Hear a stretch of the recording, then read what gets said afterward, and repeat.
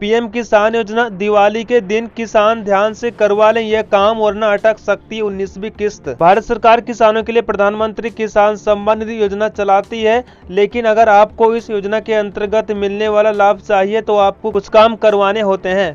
किसानों को खेती करने में आर्थिक रूप से कोई दिक्कत ना हो, जिसके लिए राज्य और केंद्र सरकार दोनों ही अपने अपने स्तर से कई तरह की लाभकारी और कल्याणकारी योजनाएं चलाते हैं। इन योजनाओं में अलग अलग तरह से लाभ दिए जाते हैं। जैसे प्रधानमंत्री किसान सम्मान निधि योजना की अगर बात करें तो इस योजना में साल में 2-2 हजार रुपए की 3 समान किस्त दी जाती है। अगर आप भी अगली आने वाली 19वीं किस्त का लाभ लेना चाहते हैं तो आपको कुछ काम करवाने अनिवार्य हो जाते हैं। अगर आप ऐसा नहीं करते तो आप किस्त के लाभ से वंचित रह सकते हैं। ऐसे में आज दीपावली के दिन आप इन कामों को करवा सकते हैं। तो चलिए जानते हैं ये कौन सा काम है और क्या आपको करवाना होता है।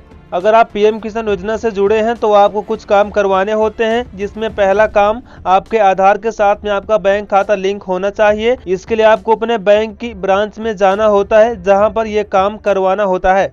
यहाँ पे आपका जो दूसरा काम, अगर आप चाहते हैं कि आपको योजना के अंतर्गत मिलने वाली किस्तों का लाभ मिले तो इसके लिए आपको अपना ई-केवाईसी करवानी होगी। जो किसान इस काम को नहीं करवाते हैं तो या जिनकी ई-केवाईसी स्वीकार नहीं होती वो किसान किस्त के लाभ से वंचित रह सकते हैं, इसीलिए इस काम को करवा लें। तीसरा काम आपका ये करवाना होता है, ये आपका बहुत इंपॉर्टेंट है। किस्त का लाभ लेने के लिए आपको भू सत्यापन भी करवाना होता है। इस काम को जो किसान नहीं करवाते वो किस्त के लाभ से वंचित रह जाते हैं। इसीलिए अगर आप भी पीएम किसान योजना से जुड़े हैं तो आपको यह काम करवा लेना चाहिए।